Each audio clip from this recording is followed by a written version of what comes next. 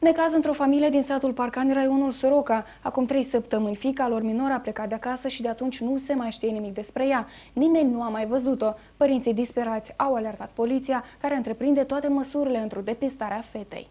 O minoră din satul Parcani, raionul Soroca, a fost dată dispărută. Acum 3 săptămâni, fata în vârstă de 15 ani a ieșit din casă și nu s-a mai întors.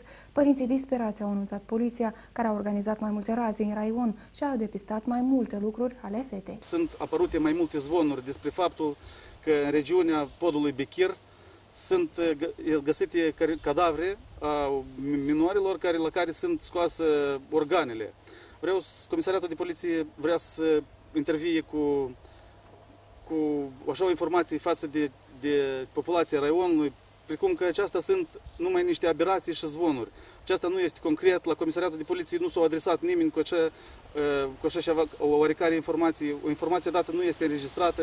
Oamenii legii susțin că depun maxime eforturi pentru a găsi minora și vin cu un apel către populație. Dacă dispuneți de careva informație, apelați de urgență 902. Cu detalii la acest caz vom reveni în edițiile următoare.